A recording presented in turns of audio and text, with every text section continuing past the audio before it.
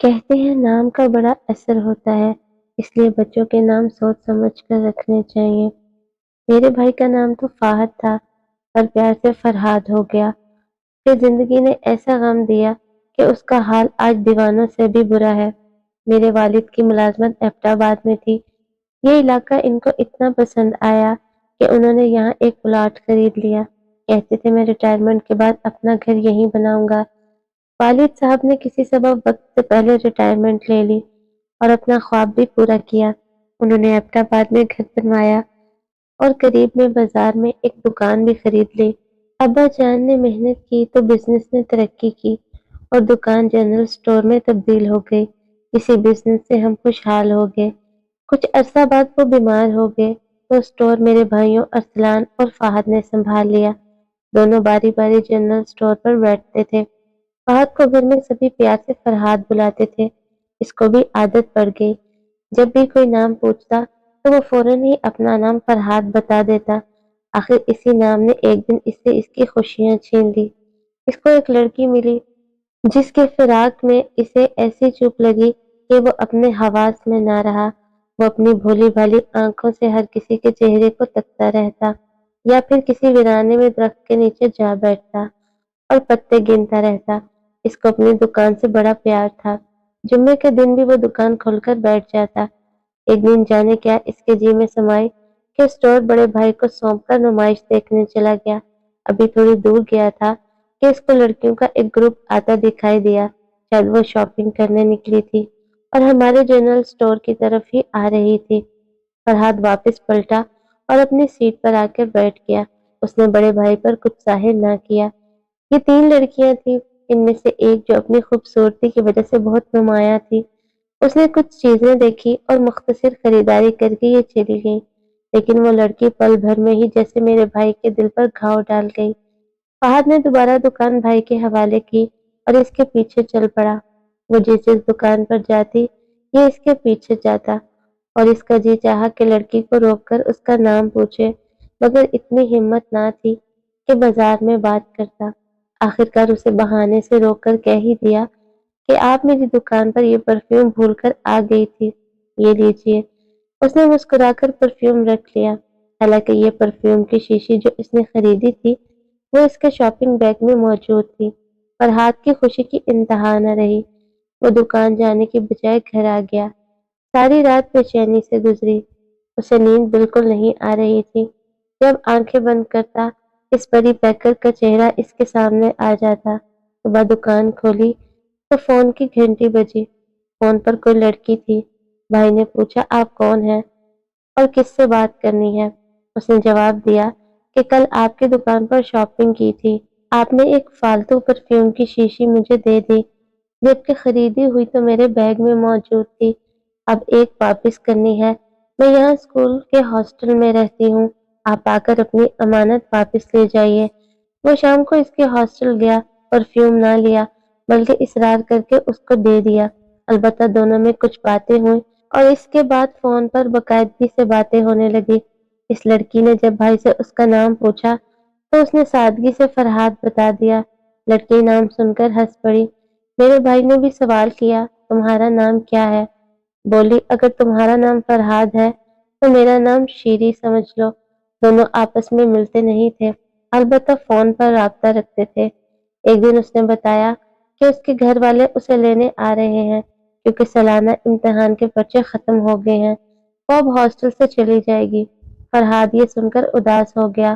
اگلے دن وہ دکان پر خدا حافظ کہنے آئی۔ اس کو اپنی بہنوں کے لیے کچھ چیزیں بھی خریدنی تھی۔ بھائی کو اداس دیکھ کر شیری کی آنکھوں میں بھی آنسو آ گئے۔ وہ چلی گئی تو میرے بھائی کا بھی دکان پر دل نہ لگا اور وہ بھی گھر آ گیا۔ راستے میں اسے بڑے بھائی ملا۔ فرحاد کدھر جا رہے ہو اور دکان کس پر چھوڑ کر آگے ہو؟ بھائی جان میری طبیعت ٹھیک نہیں ہے، دکان بند کر کے گھر جا رہا ہوں۔ فرحاد کو پتہ نہ چلا کہ اپنی سوچوں میں مگن وہ گھر سے کافی آگے نکل آیا ہے۔ لیکن تم تو گھر سے کافی دور آگے ہو۔ اچھا وہ شرمندہ ہو گیا۔ یہ بے خودی کی وہ کیفیت تھی جس پر اس کا اختیار نہ تھا، گرچہ اس کی محبت صاف ستھری تھی، مگر آج دل کی عجیب کیفیت تھی۔ آج سارا ماحول اجنبی اجنبی لگ رہا تھا۔ خاموشی سے کمرے میں جا کر لیٹ گیا۔ ماں نے کھانے کا پوچھا تو آنکھوں میں آنسو رواں ہو گئے۔ امی نے بیٹے کی یہ حالت دیکھی تو ان کی چیخ نکل گئی۔ ماں کی چیخ پر گھر والے دوڑ آئے۔ والد صاحب نے پوچھا کیا بات ہے؟ فرحاد نے کہا سر میں درد ہے، طبیعت ٹھیک نہیں ہے۔ وہ فوراً ڈاکٹر کے پاس لے گئے۔ ڈاکٹر نے چیک اپ کیا لیکن کوئی بیماری نہ جان سکا۔ ظاہر ہے بیماری تو کوئی نہ تھی، مگر یہ ایسا مرض تھا کہ جس کا علاج ڈاکٹر کے پاس نہیں تھا۔ فرحاد کو پھر بھی ڈاکٹر نے بلڈ ٹیسٹ کے لیے ہاسپٹل میں داخل کر دیا۔ تیسرے روز وہ ہاسپٹل سے بھی بھاگ کر گھر آ گیا کیونکہ شیری کی یاد اس کو اندر ہی اندر کھا رہی تھی۔ فون کا انتظار تھا، تبھی دکان پر آ بیٹھا۔ دل کو دل سے راہ ہوتی ہے۔ دکان پر آئے تھوڑی دیر گزری تھی کہ اس کا فون آ گیا۔ وہ کہہ رہی تھی جب سے گھر آئی ہوں دل نہیں لگتا، تمہاری یاد نے مجھے بہت افسردہ کر رکھا ہے، میں اس اداسی سے نکل ہی نہیں پا رہی ہوں۔ کھانے کو جی کرتا ہے اور نہ کچھ کرنے کو۔ خدا جانے مجھے کیا ہو گیا ہے، لگتا ہے مر جاؤں گی، میں تم سے ملنا چاہتی ہوں۔ اس نے فرحاد کو جگہ بتائی۔ وہ جگہ ایبٹ آباد سے 100 کلومیٹر دور تھی۔ فرحاد اگلے دن وہاں پہنچا۔ آدھے گھنٹے کے انتظار کے بعد وہ آتی دکھائی دی۔ اپنی ایک سہیلی کے ساتھ آ رہی تھی۔ آتے ہی کہا رانجھا، جانتی نہ تھی کہ میرے دل میں تمہاری محبت بس گئی ہے، اب تمہارے بغیر نہ جی سکوں گی، مجھے تم سے شادی کرنا ہوگی۔ اس کی بے باکی پر فرحاد منہ تکتا رہ گیا کہ سوچ میں کھو گئے ہو، کیا تم کو میں پسند نہیں؟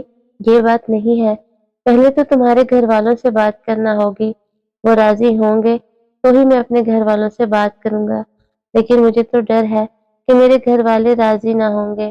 وہ بھی یہ باتیں کر رہے تھے کہ سامنے سے کچھ لڑکے آ گئے اور ان کے پاس آ کر کھڑے ہو گئے۔ شیری ان کو دیکھ کر گھبرا گئی۔ اس کے منہ سے نکلا بھائی جان آپ یہاں؟ ان میں سے ایک اس کا بھائی تھا۔ فرحاد کے پیروں تلے سے زمین نکل گئی۔ لڑکی کے بھائی نے بہن کو چلے جانے کو کہا۔ ظاہر ہے وہ انکار نہ کر سکتی تھی۔ وہ دونوں چلی گئی۔ دراصل جہاں فرحاد اور شیری بیٹھے تھے وہ جگہ ایک سیر گاہ تھی اور وہ اس لڑکی کے گھر سے نزدیک تھی۔ اس کا بھائی اپنے دوستوں کے ساتھ یہاں گھومنے آیا ہوا تھا۔ وہ فرحاد سے 3-4 سال بڑا تھا اور اس کے تینوں دوست بھی میرے بھائی سے عمر میں بڑے تھے۔ بھاگنے کا موقع تھا لیکن میرے بھائی نے بھاگ جانے کو مناسب نہ سمجھا۔ شیری کے بھائی نے فرحاد کو گھونسا مارا اور پھر اس کے دوست بھی میرے بھائی پر برس پڑے۔ وہ اکیلا تھا، ان کا مقابلہ نہیں کر سکتا تھا۔ قسمت اچھی تھی کہ وہاں سب لوگ جمع ہو گئے جنہوں نے ان 4 حملہ آوروں کو قابو کر لیا۔ فرحاد تیزی سے ہجوم سے نکل کر بس کے اڈے آیا۔ بس تیار کھڑی تھی، وہ اس میں سوار ہو کر اپنے شہر روانہ ہو گیا۔ انہوں نے پیچھا بھی کیا مگر بس نکل چکی تھی۔ فرحاد کو اب اپنی فکر نہ تھی، بس یہی اندیشہ تھا کہ یہ شیری کو مار ڈالیں گے یا اس پر کڑی پابندیاں لگا دیں گے یا پھر جلد از جلد شادی کر دیں گے۔ انہی سوچوں میں سفر کا پتہ بھی نہ چلا کہ کیسے ختم ہو گیا۔ گھر پہنچا تو اپنا ہوش نہ تھا۔ ماں نے دیکھا تو پوچھا بیٹا یہ تیری کیا حالت ہے، کس نے مار پیٹ دیا ہے؟ تب اسے اپنا ہوش آیا، خود پر نظر ڈالی تو کپڑے پھٹ گئے تھے، گھوسے کھانے سے منہ سوج گیا تھا۔ آئینہ دیکھ کر سخت شرمندگی ہوئی، ماں کو کسی طرح ٹالا۔ رات کا وقت تھا، وہ اپنے کمرے میں جا گھسا اور کنڈی لگا لی۔ تمام رات اسی فکر نے سونے نہ دیا۔ بدن دکھ رہا تھا، صبح دکان پر بھی نہ جا سکا۔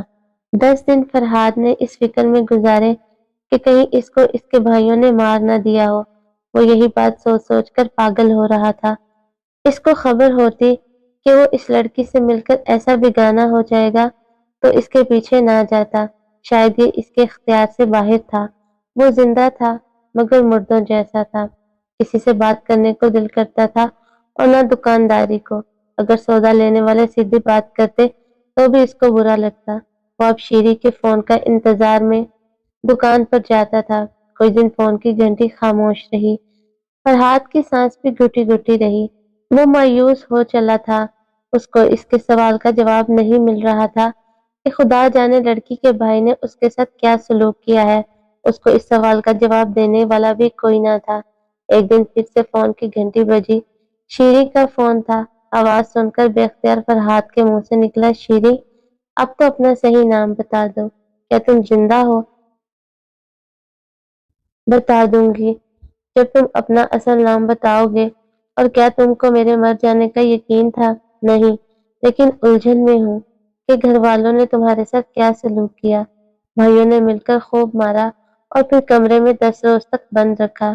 آج ایک کزن کی منگنی ہے، سب گھر والوں کے ساتھ میں کزن کے گھر آئی ہوں اور یہاں سے چھپ کر فون کر رہی ہوں۔ 1 ماہ بعد میری شادی ہے۔ اگر تم مجھ سے شادی کرنا چاہتے ہو تو 1 ماہ ہے ہمارے پاس، ہم شادی کر سکتے ہیں، مگر ایسی شادی میں تو گھر والوں کی رسوائی ہے، تم صبر سے کام لو۔ فرحاد نے اسے سمجھایا۔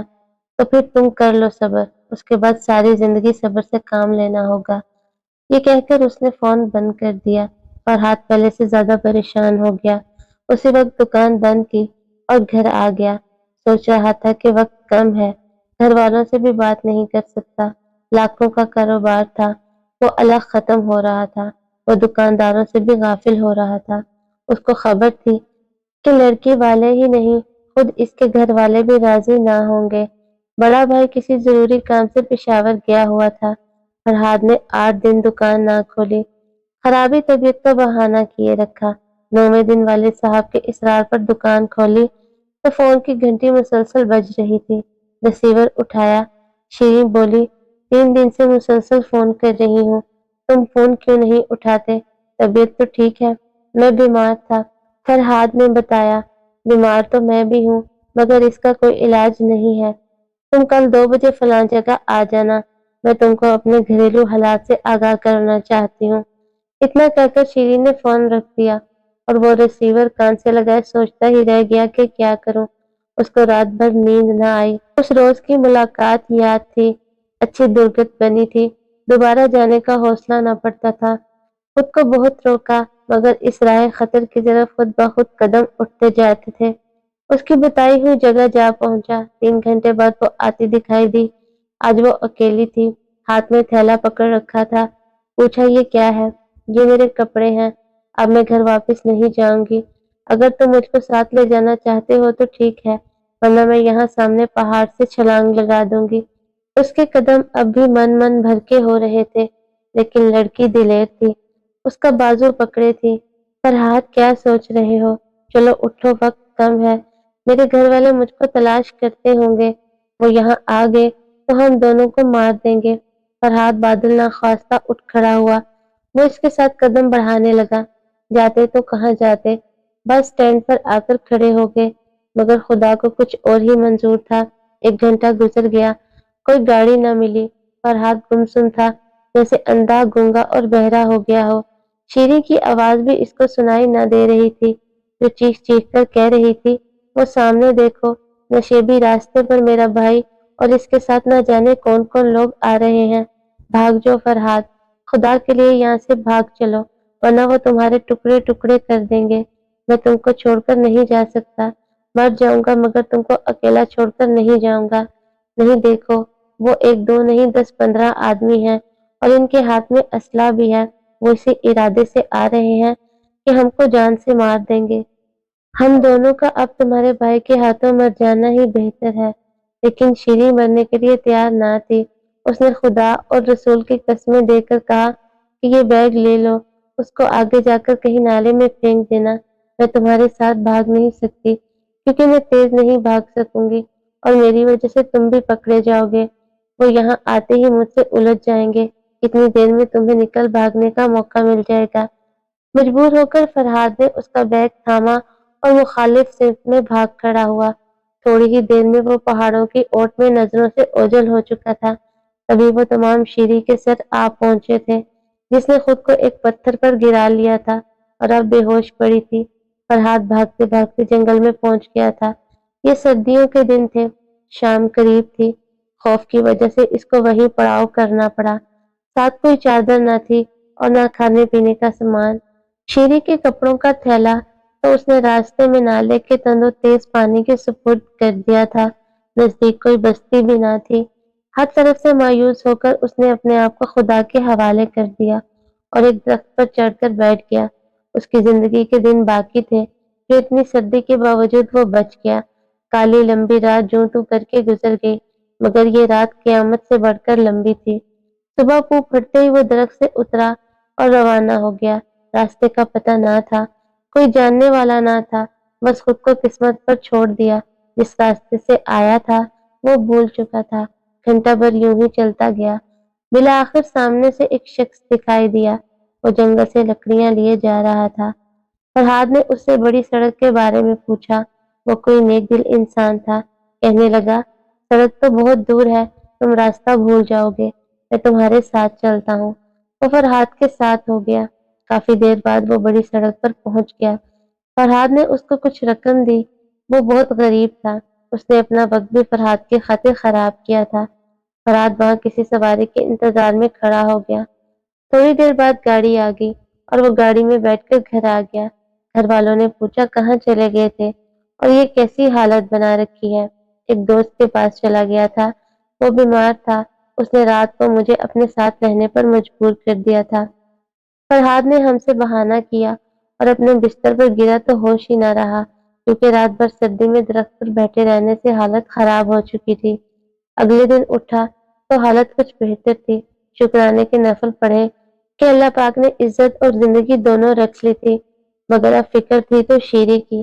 اس کو یقین ہو گیا کہ اس کو تو اس کے بھائیوں نے اگلے جہان پہنچا دیا ہوگا۔ اس کے بعد والد صاحب کی علالت دیکھتے ہوئے اس کو احساس ہوا۔ وہ بلا ناغہ دکان پر بیٹھنے لگا۔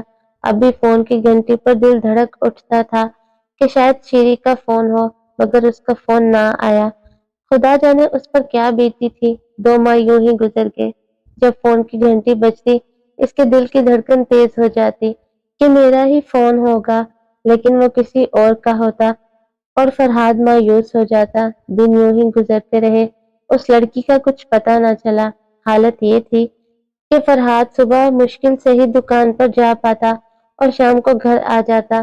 دکان پر جاتا ہی یہی امید لے کر کہ شاید آج شیری کا فون آ جائے، ورنہ اس میں تو اب چلنے کی بھی ہمت نہ رہی تھی۔ ایک دن فون کی گھنٹی بجی، فرحاد نے فون اٹھایا۔ ایک لڑکی بول رہی تھی۔ اس نے پوچھا کہ فرحاد ہے؟ میں بول رہا ہوں، بھائی نے جواب دیا۔ میں صنوبر کی سہیلی بول رہی ہوں فرحاد، آپ کو یہ بتانا تھا کہ میری دوست آپ کی شیری اب اس دنیا میں نہیں ہے۔ یہ سن کر فرحاد کی آنکھوں تلے اندھیرا چھا گیا۔ میں صحیح کہہ رہی ہوں، آپ کو یاد ہوگا جب پہلی بار اس نے آپ کو ملنے کے لیے سیرگاہ میں بلایا تھا تو میں ساتھ تھی۔ اس نے مجھے آپ کا نمبر دیا ہوا تھا، کہا تھا اگر مجھے کچھ ہو جائے تو فرحاد کو بتا دینا۔ پھر اس دن اس کو اس کے بھائی گھر نہیں لائے تھے، بلکہ وہیں بے ہوشی میں اس کا گلا دبا کر پہاڑ کے اوپر سے نالے میں پھینک دیا تھا۔ انہوں نے اس کے قدموں کے نشانات کے ساتھ ساتھ کسی اور کے قدموں کے نشان بھی دیکھے تھے۔ اس کا ایک بھائی دکان پر تم کو دیکھنے آیا تھا تو اس وقت تمہارا بھائی دکان پر موجود تھا۔ وہ یہی سمجھے کہ تم دکان پر موجود ہو اور ان کی بستی میں نہیں آئے، کوئی دوسرا آیا ہے۔ اس نے جا کر یہی کہا کہ جس پر تم لوگ شک کر رہے ہو وہ تو اپنی دکان پر بیٹھا ہے، شاید وہ کسی اور کے ساتھ گئی تھی۔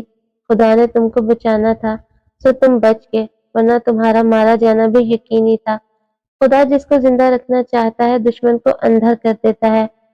فرحاد کی آنکھوں سے آنسو بہنے لگے۔ اس نے ریسیور رکھ دیا، دکان بند کی اور گھر آ گیا۔ اس کو اپنے بچ جانے کی کوئی خوشی نہ تھی، غم تھا تو شیری کے ڈوب جانے کا، جس کا اصل نام اس کی سہیلی نے بتایا تھا کہ صنوبر ہے۔ صنوبر کا غم میرے پیارے بھائی فرحاد کو آج بھی ہے۔ اب ہم اس کو اس کے اصل نام سے ہی بلاتے ہیں، کیونکہ گھر والوں کا خیال ہے کہ اس کو فرحاد نام راست نہیں آیا۔